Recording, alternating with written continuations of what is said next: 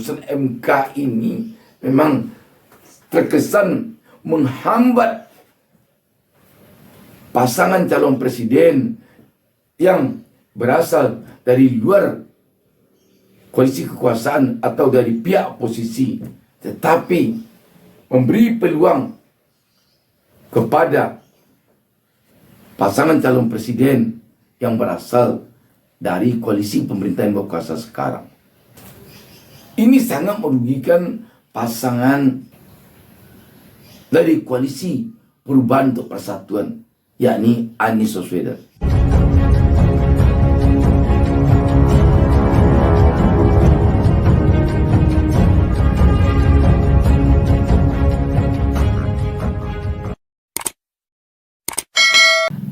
Assalamualaikum warahmatullahi wabarakatuh. Jumpa lagi dengan saya Bustami Narda. Saya doakan kepada Allah Subhanahu wa taala, Tuhan Yang Maha Esa, semoga seluruh pemirsa selalu mendapatkan keberkahan hidup dari Allah Subhanahu wa taala, Tuhan Yang Maha Esa.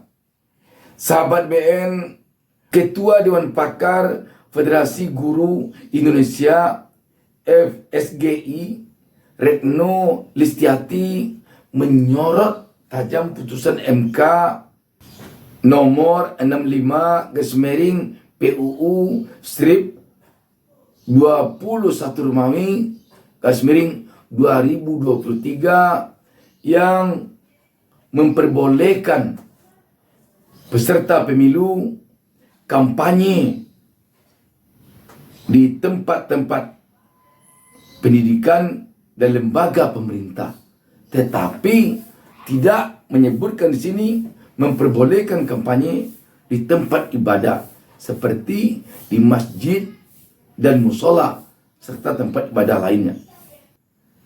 Putusan MK ini kelihatannya menguntungkan pasangan calon presiden yang berasal dari koalisi kekuasaan. Dan ini jelas merugikan pasangan calon presiden yang berada di luar koalisi kekuasaan. Katakanlah Anies Baswedan yang sekarang diusung oleh koalisi Perubahan dan Persatuan. Retno Listiarti menyayangkan putusan MK dan banyak kalangan yang mengatakan bahwa putusan ini menguntungkan peserta pemilu yang berada di petahana. Suatu contoh, calon bupati atau wali kota atau gubernur yang berasal dari incumbent, tentu dia dengan mudah nanti akan mempergunakan lembaga-lembaga pemerintah yang ada di daerahnya, termasuk juga lembaga-lembaga pendidikan.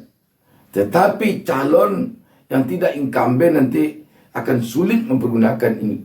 Sebab ada persyaratan di putusan MK itu baru bisa mempergunakan tempat-tempat pendidikan dan lembaga pemerintah untuk kampanye. Syaratnya harus ada undangan dari tempat-tempat pendidikan dan lembaga pemerintah tersebut. Jadi kalau demikian, tentu bupati, wali kota, gubernur yang nanti maju pilkada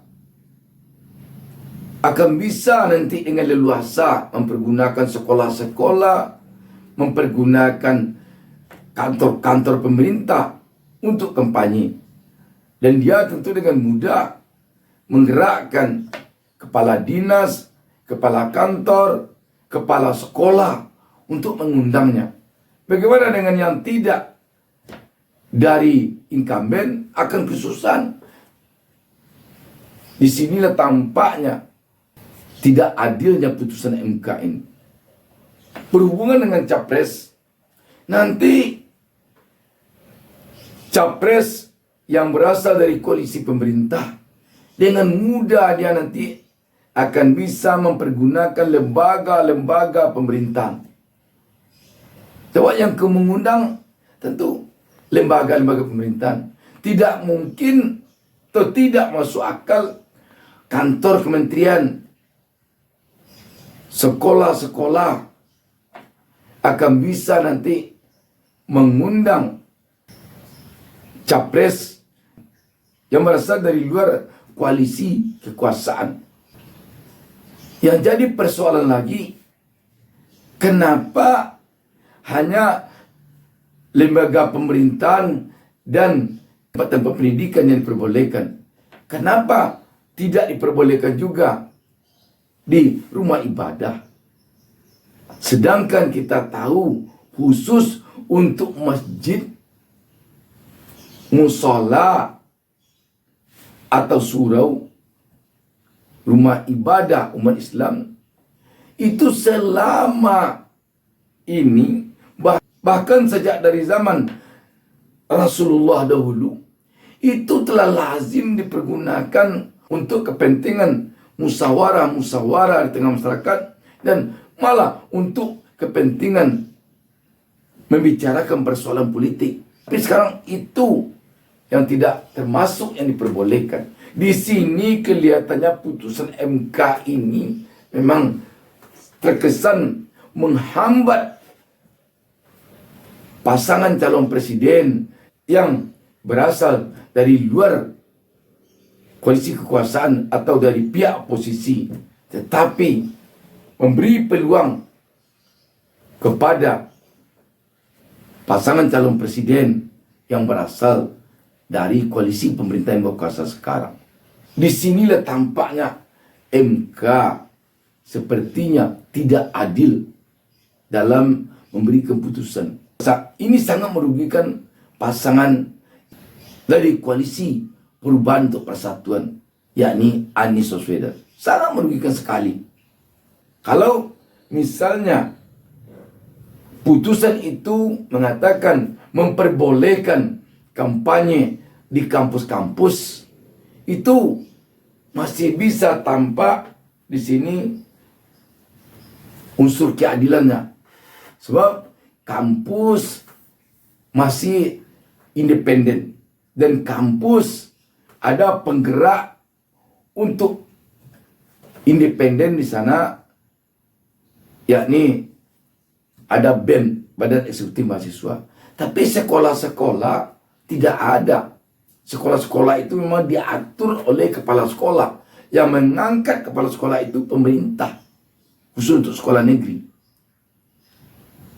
Kantor-kantor pemerintah, katakanlah kantor-kantor dinas dan badan, ini sungguh tampak sekali ketidakadilannya MK dalam memutuskan memperbolehkan kampanye di tempat-tempat pendidikan di lembaga-lembaga pemerintah, tetapi tidak menyebutkan diperbolehkan juga kampanye di tempat-tempat ibadah. Khusus untuk Indonesia yang mayoritas Islam, kita ini melihat merugikan umat Islam ini. Merugikan umat Islam. Pantas banyak yang menyorot putusan MK ini. Demikian, Assalamualaikum warahmatullahi wabarakatuh. Jangan lupa subscribe. Jangan lupa subscribe. Jangan